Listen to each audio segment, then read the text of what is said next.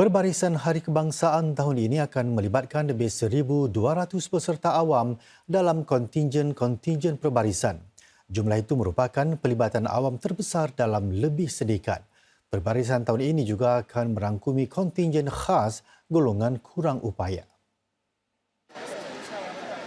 Lebih 40 tahun lamanya, Cik Hazlinda Halim menunggu untuk sekali lagi terlibat dalam Perbarisan Hari Kebangsaan. Beliau pertama kali menyertai NDP pada tahun 1985 ketika berusia 15 tahun sebagai anggota Brigade Ambulans St. John. Tahun ini, Cik Hazlinda akan berbaris sebagai sebahagian daripada kontingen Propnex Realty. Sekarang waktu 56 tahun, saya cabar diri saya sendiri untuk menunjukkan kepada negara yang saya masih lagi boleh ke depan untuk mewakilkan Singapura di Hari Perbarisan Singapura. Cik Hazlinda merupakan antara 1,200 orang awam yang mengambil bahagian dalam NDP tahun ini, iaitu yang tertinggi dalam lebih sedekad. Mereka sedang menjalani latihan setiap minggu menjelang acara kemuncak pada 9 Ogos nanti. Bakal membuat penampilan dalam NDP tahun ini juga ialah pasangan ibu dan anak ini.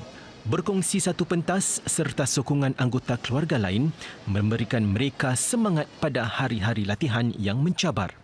Ibu saya selalunya kasih semangat dan jika saya rasa letih, dia akan dorong saya. Diorang memang benar-benar menyokong kami berdua, mengharapkan yang terbaik dari kami berdua. Dan looking forward lah nak melihat aksi kita. Buat julung-julung kalinya juga, perbarisan tahun ini akan menampilkan sebuah kontingen yang dianggotai golongan kurang upaya. Bekas atlet Paralimpik Yap Tien In akan memimpin kontingen itu tahun ini.